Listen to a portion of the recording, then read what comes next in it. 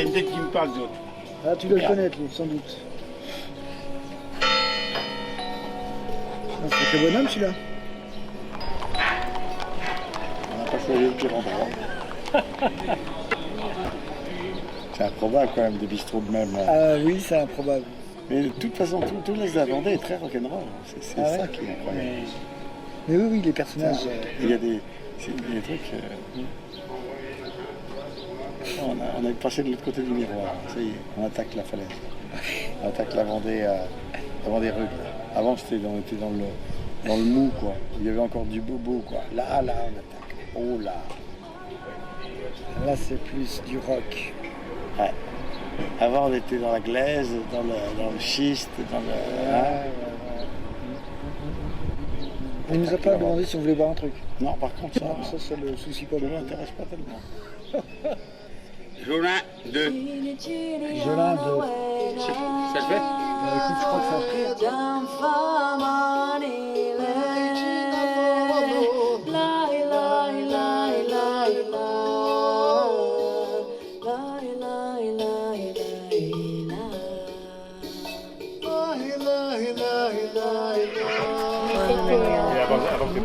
C'était secret, hein. C'était pas le dire. Ben non, on n'avait pas le droit, sans doute. On n'avait pas le droit. Ah, vous avez fait combien de kilomètres depuis votre départ? Parce que. T'as les cheveux coupés. Putain, Sarrazin! Madame Bonjour. Non, de claque! On a un moment qui t'avait pas vu, ma petit gars, hein?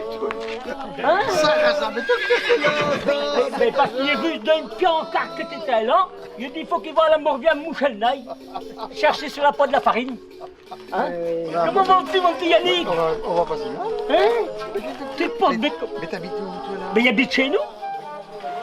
On a une semaine où quasiment, ils vont commencer lundi, là, une espèce de traversée de la Vendée jusqu'à Pougne. Une occasion finalement très égoïste, moi, de recoller un peu avec moi. Hein. D'aller me promener comme ça sur les chemins d'un endroit qui m'importe particulièrement, c'est-à-dire la Vendée. Vendée, puis Hauts-de-Sèvres, parce que malgré tout, Pougne a été extrêmement important dans mon histoire. Et l'envie surtout d'aller voir ce qui se passait, d'aller voir, me dire, finalement, Chopin, il ne connaît pas, il ne connaît plus. Tu vois, pendant 10 ans, il a fait de collecte d'histoire chez les vieux, mais après, je me suis fabriqué ma propre idée d'une Vendée peut-être trop magnifiée, peut-être trop... où je me suis dit qu'il y avait cette singularité de la Vendée qu'on allait voir quand on allait collecter. Si vous vous rappelez l'histoire, quand nous on a commencé, il faut juste pour redire, c'est que le mouvement du PCP où il était, moi, était André Paché qui avait lancé en revenant de la guerre d'Algérie. Où là-bas on lui faisait collecter les chants de femmes kabyles. Et il est revenu en disant, on me fait collecter ça pour justifier notre présence là-bas. Tu vois, pour donner un espèce de... comme si on était attentionné.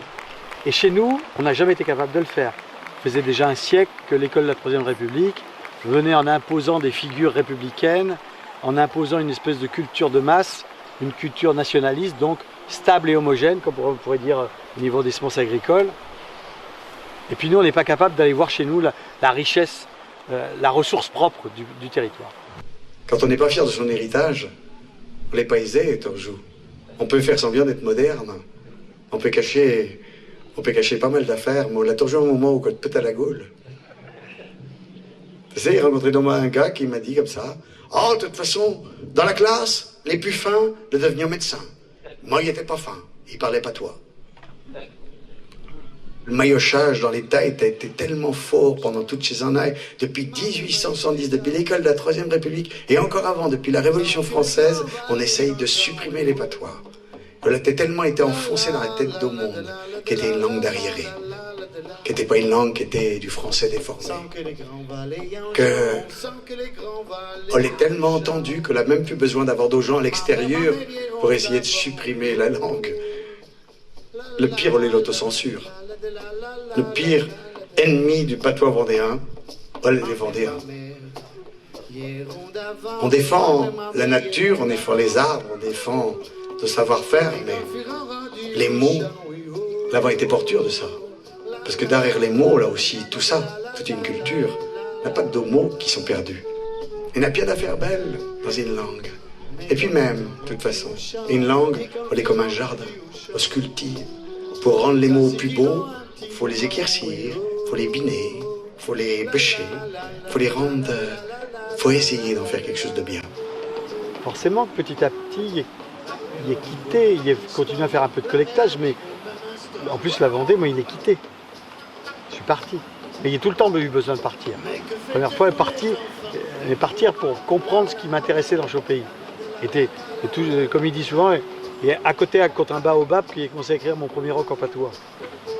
Et toujours dans l'idée de surtout pas tomber dans la folklorisation, c'est-à-dire d'utiliser ma propre culture pour en faire un outil vivant, donc subversif, donc capable de poker dans le monde d'aujourd'hui et d'être un élément perturbateur, parce qu'une culture vivante, c'est une culture qui renvoie à un miroir qui n'est pas toujours univoque à un peuple. Hein. Les bourgeois ont inventé le théâtre de boulevard au 19e parce que leur renvoyait un miroir relativement, des fois, qui pouvait être dérangeant, mais qui est toute culture qui a du tempérament, elle a besoin d'avoir un miroir comme ça, un moufeau.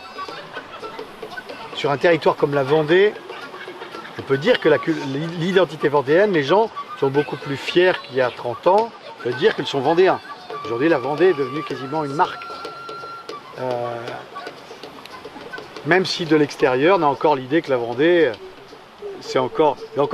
Ceux qui ne connaissent pas la vie économique, qui ne sont pas dans le monde économique, n'ont pas le même respect. Ceux qui sont dans le monde économique sont totalement baba devant ce qui se passe en Vendée. Ceux qui sont juste les touristes lambda, considérant que le venant en Vendée, mais considérant encore les Vendéens comme des arriérés. Derrière cette identité vendéenne, moi on me semble, alors ça c'est une question qui voudrait bien qu'on... On me semble que derrière on a quelque chose qui n'est pas à la hauteur. Comme si on avait dressé nos décors, tu sais, comme à Hollywood, tu vois, cet arrêt de la transmission en arrêtant la langue est bien plus dommageable que ce qu'on peut penser. Parce qu'on passe à une autre langue, qu'on emmène avec soi ce qu'on a perdu d'une culture, quoi. Première question que j'avais envie de vous poser, c'est est-ce que depuis le temps maintenant que vous faites un travail de fond comme ça sur votre territoire, vous avez l'impression qu'on a changé un peu des mentalités sur justement la prise de conscience des gens de la valeur, même tu vois, comme Bébert qui fait chez Penet, est-ce que dans cette transmission de savoir, tout ça, est-ce que vous avez l'impression que ça a changé quelque chose sur votre territoire? Ou est-ce que vous avez l'impression d'être toujours des marginaux, des espèces un pourcentage infime d'une population qui n'a plus rien à foutre? Il y a quand même des choses qui changent. C'est-à-dire que l'action du CPIE, à nous tout seul, on fait rien. Mais l'intuition du CPIE, que les citoyens peuvent s'organiser, que les citoyens peuvent changer des choses, ça c'est super important. Et deuxièmement, je crois que quelque chose qui est très important aussi, c'est que le CPIE a compris depuis longtemps que l'action citoyenne n'est pas suffisante si on ne fait pas un vrai travail de collaboration avec ceux qui décident. Les décideurs aujourd'hui, il y a deux types de décideurs avec lesquels il faut impérativement travailler. C'est les élus, ils ont la légitimité pour agir, donc c'est avec eux qu'il faut travailler. Et puis après, il y a les investisseurs, les entrepreneurs, etc. Je pense que c'est ce que le CPIE réussit et ce qui commence à produire des effets aujourd'hui, mais on le mesure difficilement en fait ce qu'on fait. On mesure difficilement ce qu'on fait. Mais ce qui est intéressant, et sur le territoire de Pouzauges notamment, si ça fonctionne, moi je suis dans un autre territoire, je suis des Herbiers, je peux vous dire que c'est pas du tout pareil. Il n'y a pas de CPE aux Herbiers, il y en a un à Pouzauges, il y en a un à la Fleusselière. Et le travail qui se fait entre une association comme le CPE, les élus, et Antoine est là pour en parler, je pense que c'est quelque chose qui est assez unique. C'est assez unique dans la manière dont on travaille ensemble, dans la confiance qu'on a réussi à construire les uns avec les autres. Le territoire sur lequel on est aujourd'hui, c'est un patrimoine. Voilà. Et un patrimoine environnemental, c'est comme tous les patrimoines, la grande question qu'il faut qu'on se pose, c'est comment on le transmet. Et on le transmet à qui? Et cette question de la transmission du patrimoine, c'est une question qui nous oblige à l'excellence en fait, en termes environnementaux. Enfin, je crois que c'est quelque chose qui est très important, quoi. Alors, c'est difficile. Surtout dans un monde économique où le nombre d'agriculteurs est devenu très très faible et que forcément leur incidence sur cette transmission du patrimoine nature est vachement importante. Mais pas que, hein. Il n'y a pas que les agriculteurs, c'est aussi le tissu industriel, comment sont gérées les zones industrielles, comment sont gérés les lotissements, comment les gens dans les lotissements gèrent leurs parcelles. Enfin, voilà, l'environnement et la nature en général se traitent à plein d'endroits différents. Et c'est vrai que, comme le disait Laurent tout à l'heure, voilà, c'est comment est-ce qu'on transmet, comment est-ce qu'on veut transmettre le territoire et comment on le fait évoluer avec ces enjeux et comment on peut essayer, alors je vais bien essayer que l'environnement soit, comme je disais tout à l'heure, une richesse pour l'homme et pas une contrainte. Ce qui n'a pas changé, c'est que le Vendéen regarde toujours au-dessus de la haie, quoi, en fait. Il regarde son voisin. Et s'il voit que son voisin, ça marche, ce qu'il fait, il a tendance à reproduire ce qui se fait, ce qui marche. Sur Saint-Mémin, s'il y a un tiers de... Ah oui, c'est bien parce que les gens regardaient au-dessus de la haie. Puis ils se sont dit, bah, putain, mon voisin est pas plus con que moi. Ce Et sera lui, il l'a lundi fait. soir, le thème. Et il y a ça aussi qui se fait dans tous les domaines, en fait. Ce qui fait notre attractivité, c'est notre ADN, en fait. Qu'est-ce qui fait notre ADN de Vendéen et qu'est-ce qui fait qu'on a envie d'être un territoire... qu'est-ce qu'on a envie de transmettre et de révéler sur ce territoire. Et pour être attractif, auparavant, c'était que des routes ou la fibre. Et on voit que ça marche pas, en fait. Non.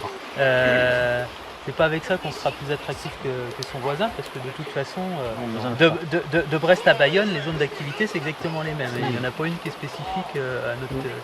Donc pour être attractif, c'est ce qu'on vit en ce moment, en fait. C'est notre cadre de vie qui va rendre le territoire attractif et c'est ce qu'on va pouvoir produire ensemble. Et ça, je pense que les entreprises commencent aussi à réfléchir avec ça et se disent que finalement, c'est pas tout couillon. Autre chose, c'est d'investir dans l'humain sur un territoire. Et aujourd'hui, on est dans des projets d'aménagement du territoire qui, à mon avis, sont dépassés. Qui sont sur des visions d'il y a 20 ans. Et on le voit sur les dernières routes qui se créent, c'est plus du tout une demande. En fait, elles se font sur... c'est des projets d'il y a 30 ans. C'est des projets d'il y a 30 ans qu'on fait parce qu'on a dit à un moment donné qu'on allait les faire.